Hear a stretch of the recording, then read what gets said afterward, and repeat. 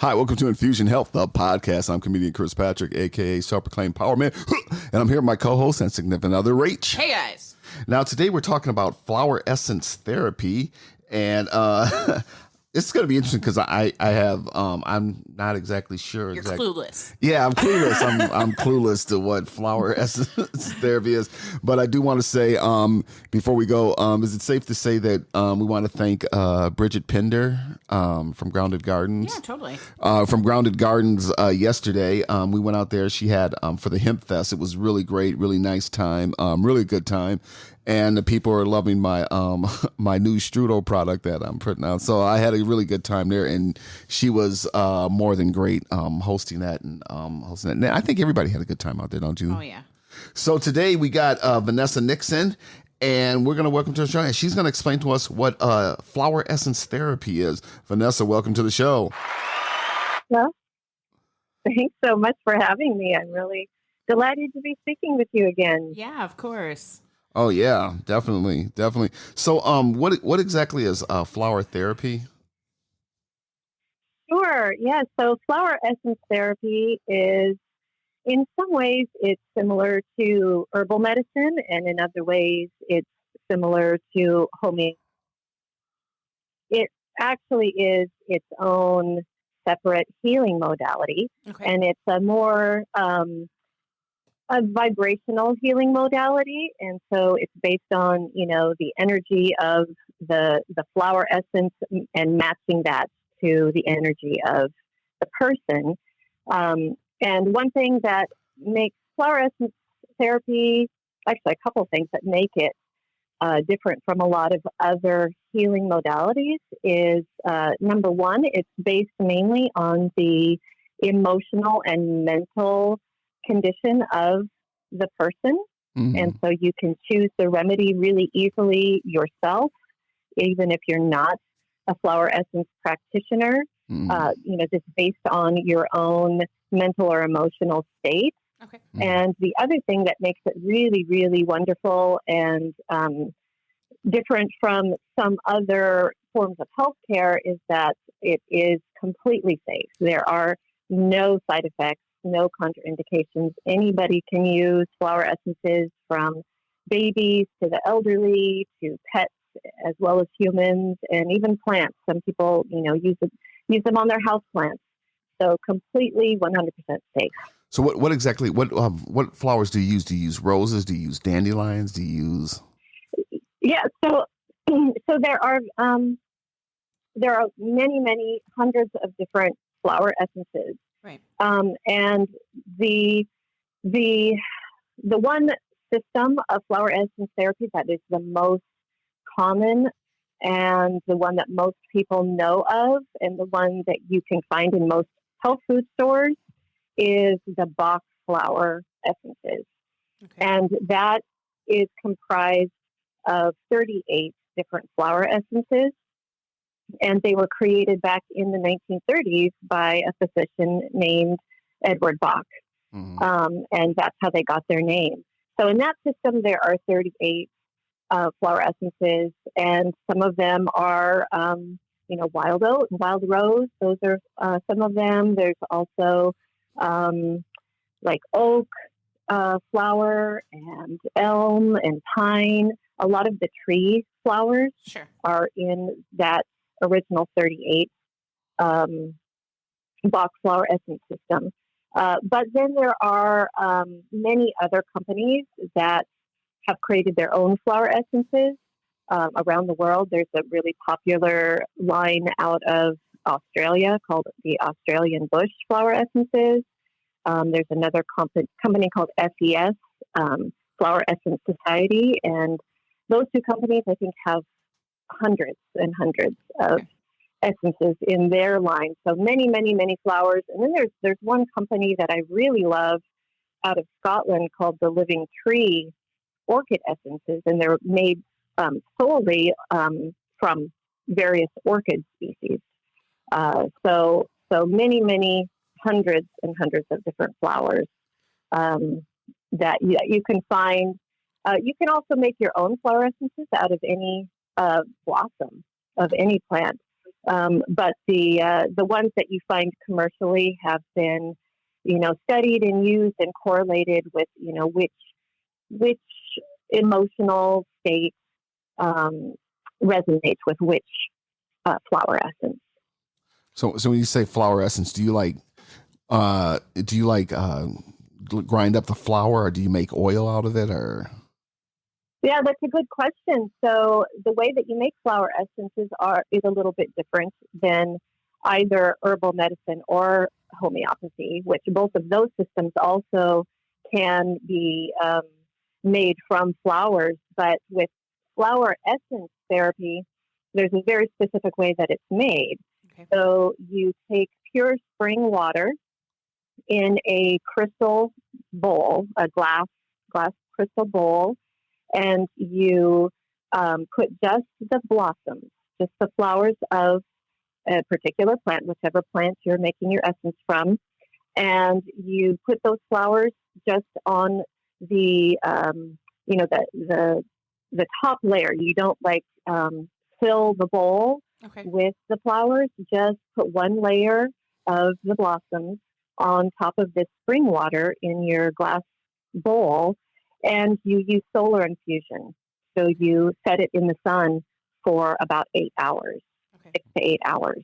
And then you strain off the flowers and that water that the flowers have been infusing in the sun. That is the flower essence remedy. And then it's preserved with a little bit of alcohol so that it has a long, stable shelf life. But yeah, that is basically flower water that's been solar infused. So with this flower water, do you drink it? Do you put it? Do you put it on your body? Or? Well, not everything you can drink. Not everything you can drink, right?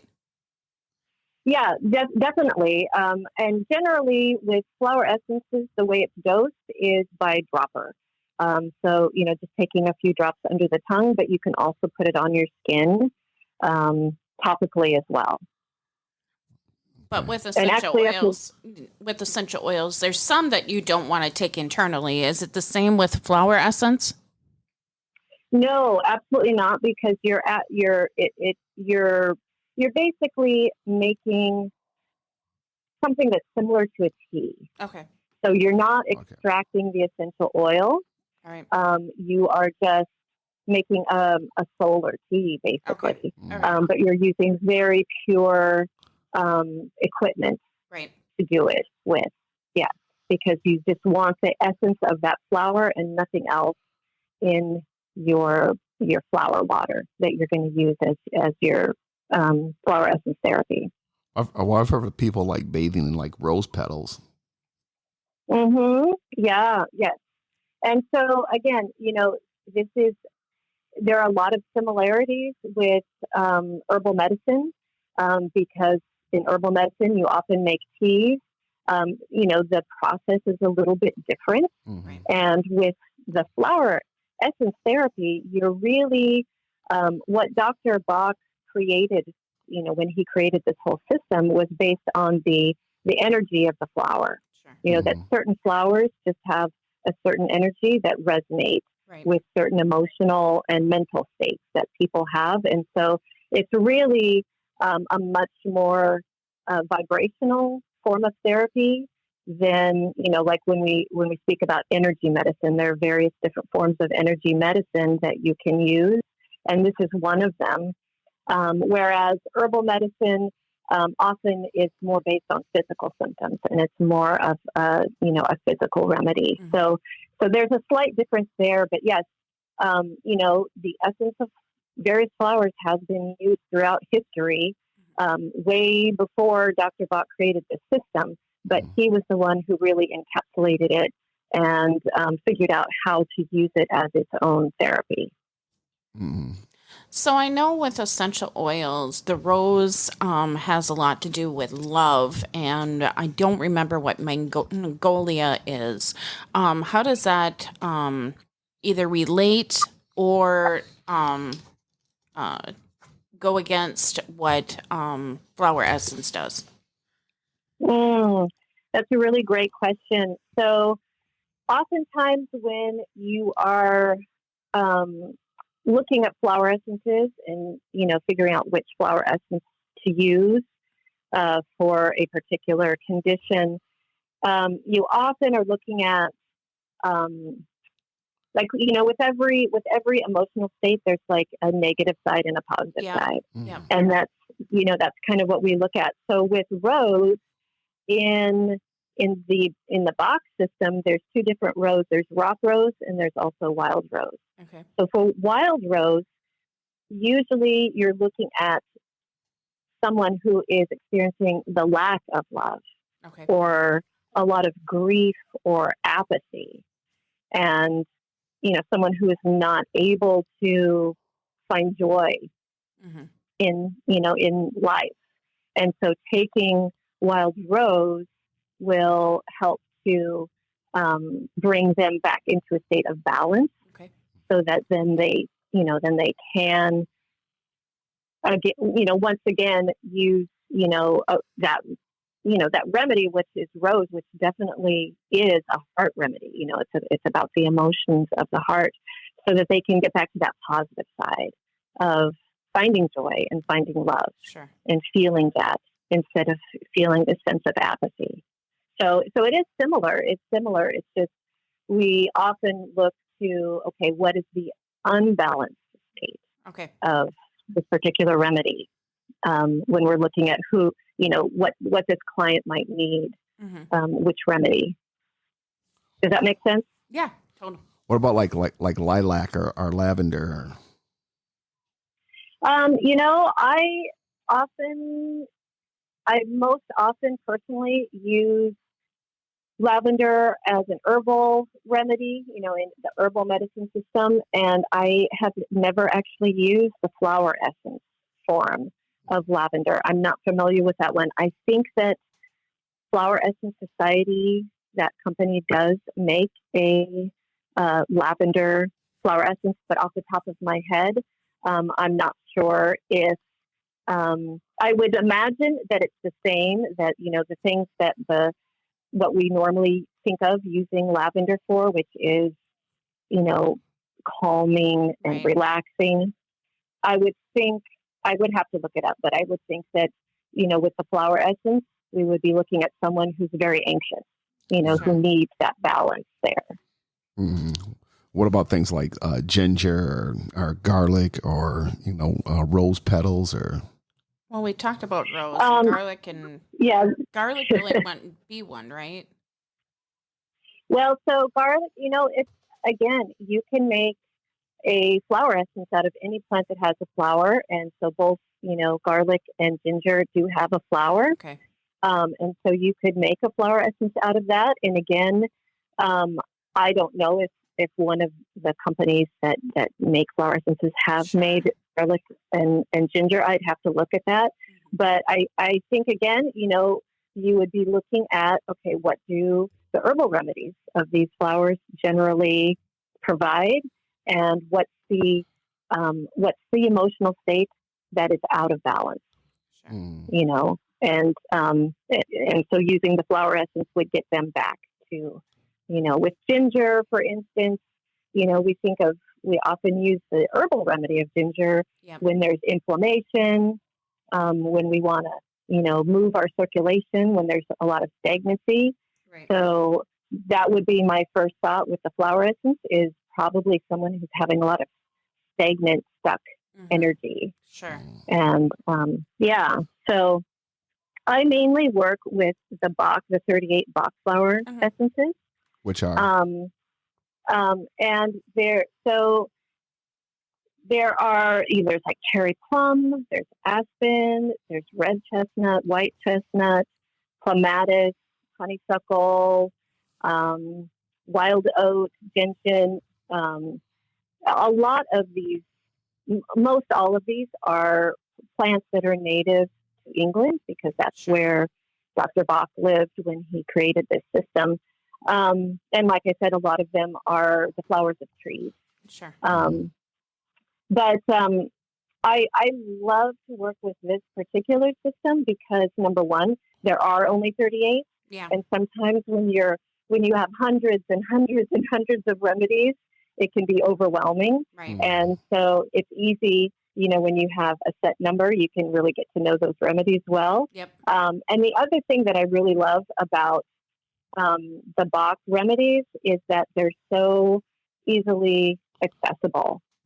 Like I mentioned earlier, they are found in most health food stores in the U.S. anyway, and you don't have to be a practitioner to use them. They're completely safe and they're easy to choose from because you can, just tune in to what your emotional and mental state is, and and then be able to choose your remedy from that. And so it's just a really easy, safe, accessible way to take ownership of your own health. And that's something that I really love to help people do, is feel confident in taking ownership of their health.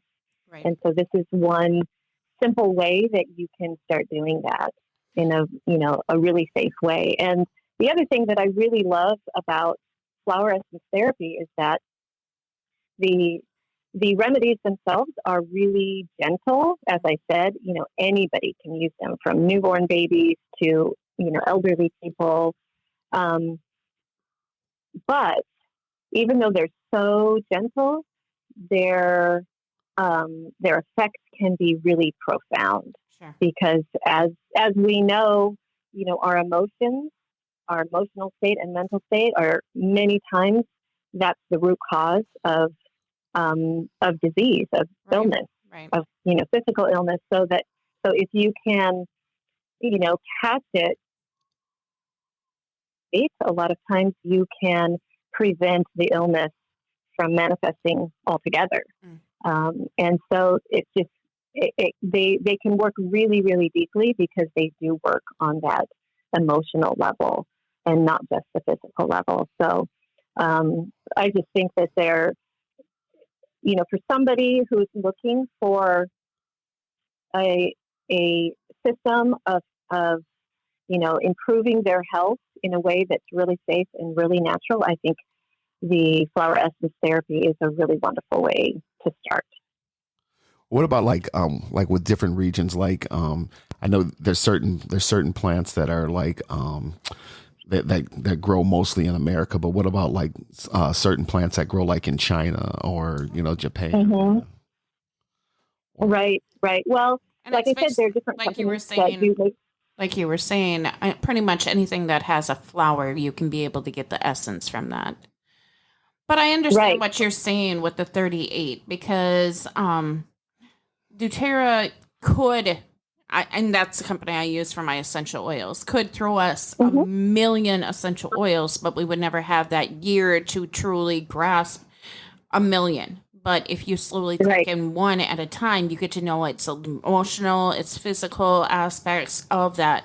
And with the flower essence, you're talking about more emotional. So what would somebody use that is either in your 38 stuck or angry? Okay,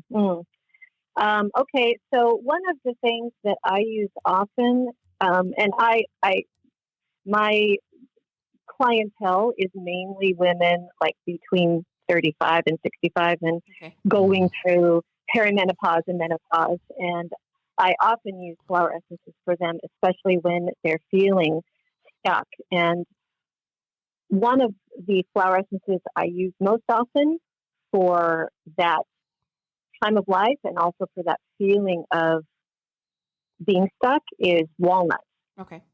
So walnut is really specific for helping you to flow, like when there are a lot of changes in your life. Mm-hmm. And a lot of times when that happens, when there are a lot of changes going on, you feel stuck. You feel like you're not able to move forward or not able to flow with the changes.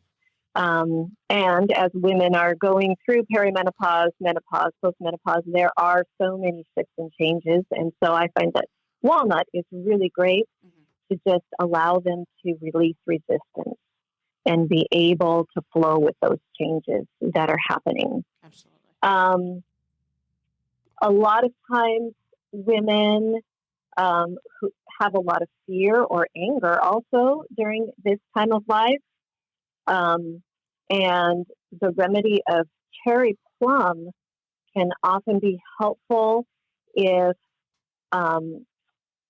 she really needs to like restore a sense of calmness. You know, her emotions are really intense, and because things are changing, you know, she feels like she's out of control. So cherry plum is a great remedy for someone who has really intense emotions, maybe even has periods, you know, where she just kind of explodes. Okay. And she might even feel like she's going to lose control of herself. I find that also is something very common during perimenopause as your hormones are fluctuating. Sometimes you have those mood swings and they can be very intense. So cherry plum is one that could be very good for that. Another remedy that I just want to bring up while I'm talking about this midlife period is that there's a lot of changes to women's bodies that happen. And of course, this could be at any time in a woman's life, but it's just oftentimes during midlife. There are a lot of changes that happen. And sometimes when our bodies are changing, we feel kind of disconnected with our bodies, or we feel anger about what's happening in our bodies, or we don't understand why, you know, certain things used to work, certain exercises used to work, or certain ways of eating used to work, and suddenly now they don't. Yep. And crabapple is a really great flower essence for that particular emotional state, where women sometimes are just feeling disgusted with themselves. You know, they just don't even want to be in their bodies, and they have a hard time identifying with their own beauty as their body changes. And they're going from, you know, one kind of idealized sense of, you know, what beauty looks like for a woman, and now suddenly that's changing. And so crabapple can be a really great essence to help a woman start identifying with her body and loving her body again. So those are just a few examples. So what are some plants that like kind of grow wild that we kind of take advantage of? Like I've known like some plants out there that just grow wildly. You see them all the time, but they're actually good for you. What are some plants that are like that?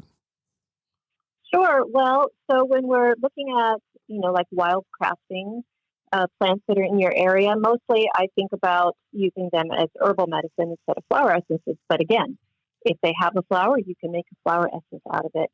And, you know, one thing that's really, again, very accessible about flower essences is that, as I said, you can make them yourself. And I described the process earlier. And so it's pretty simple to be able to do that. And if you're making a flower essence out of a flower that is new to you, one of the things that you know, companies that make flower essences do when they start making a new flower essence, they really just sit with the plant.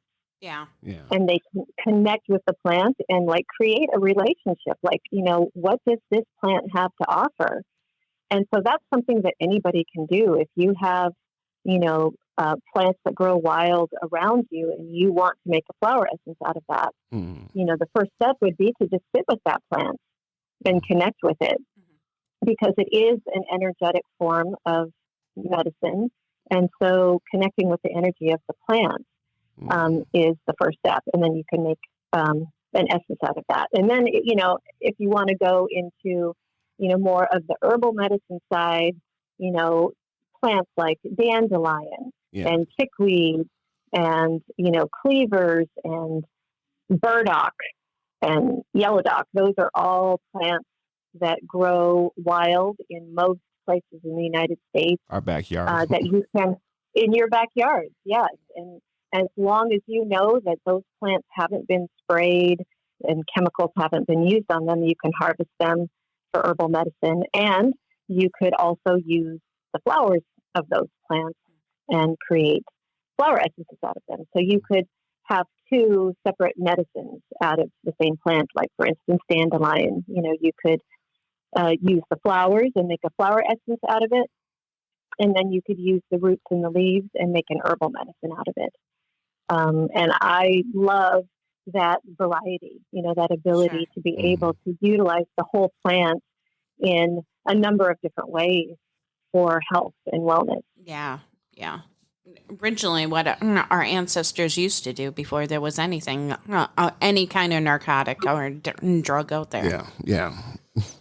Exactly. And many pharmaceutical drugs that we have today were originally derived from plant medicines to begin with. Absolutely. And so, yes, plant medicines have been with us since the beginning of humanity, and we have been able to use them for food and medicine, for so many thousands of years. And so it's wonderful that we have that long history of use, and we can go back and we can look at all of the documented uses.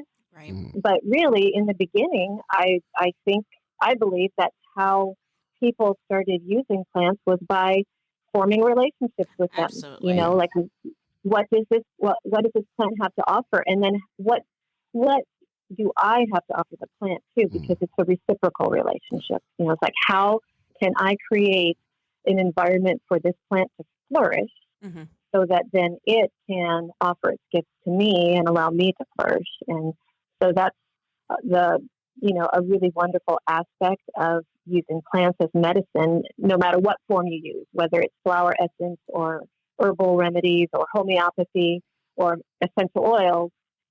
There's that reciprocal relationship that you can build with the plants. And I think that's foundational. I think that's a piece that a lot of people they kind of skip over that part. Right. They just want to get the medicine. But you get a deeper layer of that medicine and what it has to offer you when you are able to just sit with the plants and create that, reciprocal relationship with them. Well, my thing is, one of the things I like to do is, refeed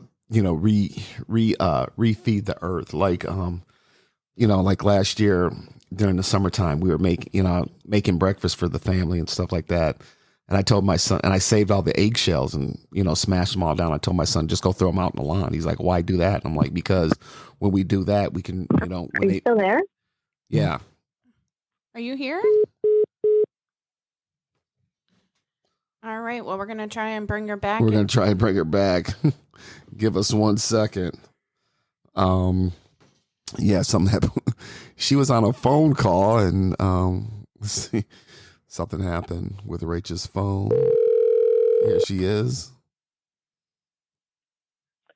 Hello? Are you Hello. back? All right.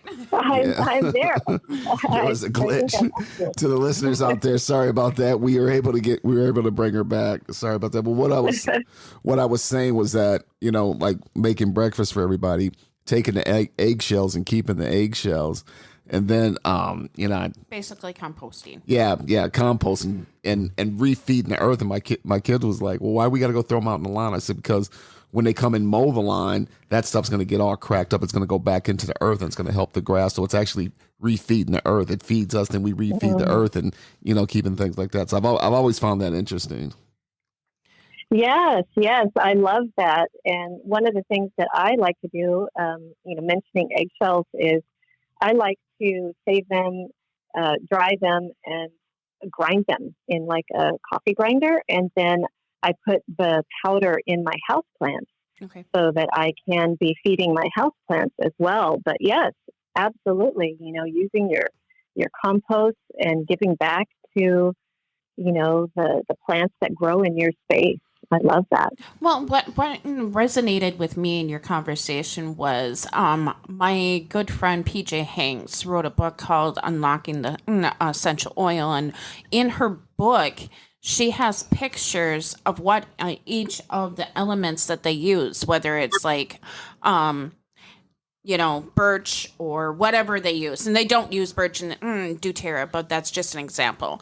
And looking at the plant, like you were saying, sitting down, exploring the plant. So when you were talking about the walnut being, one of them that you use to unlock a person, it totally makes sense if you look at the walnut itself.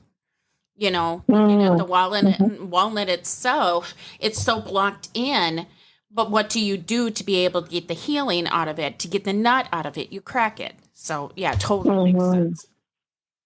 Right, right. And that's a beautiful way to, go back and look at another aspect of healing, which is the doctrine of signatures. Yeah. By looking at, what does the plant look like? What color is the plant? And, by noticing all of these different things about the plant and how it grows and the energy of the plant, you can then, deduce a lot of the medicinal qualities of that plant. Right. Mm. Well, this has been definitely interesting conversation. I've definitely learned a lot more.